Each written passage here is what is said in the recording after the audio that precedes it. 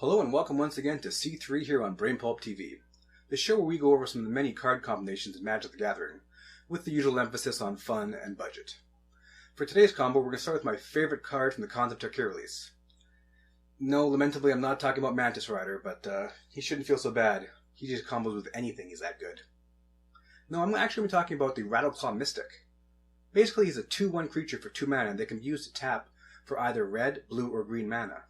However, it is his morph ability that really makes him versatile in my opinion, because he can basically let you charge mana from one turn to the next, which is something that's actually really difficult to do in Magic the Gathering, especially in Standard. But basically you can cast him on turn 3 for 3 mana. Then on turn 4, you can spend 2 to flip him, you'll get a red, green, and a blue mana all added to your mana pool. You can then tap him for a 4th mana, plus you'll have at least 1 left over from the 3 you had the previous turn.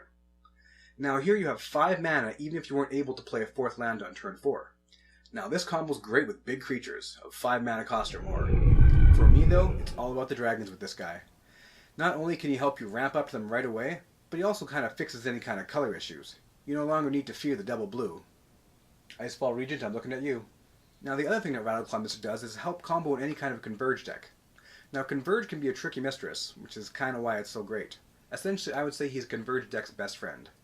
The fact that he can color fix for 3 of the 5 colors, all at once if need be, makes him very versatile in any of these decks, in particular with any of the black or white spells. In fact, he combos so nicely with Converge that I think Woodland Wanderer and RattleClaw Mystic should do a buddy cop movie together. I would watch the shit out of that movie.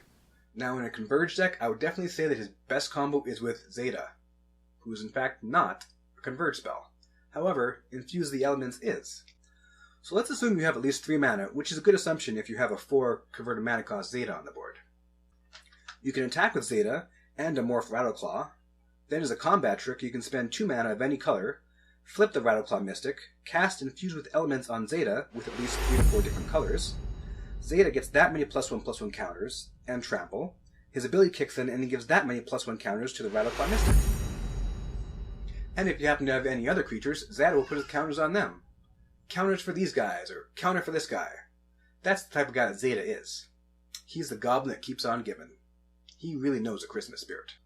Now, if we're really getting crazy with the combos here, you can do Howl the Horde before you infuse the elements, which will copy it 1 or 2 more times, then Zeta will copy them again. Now, if you want to pull that off, you better have a big sack of, like, dice to put counters on.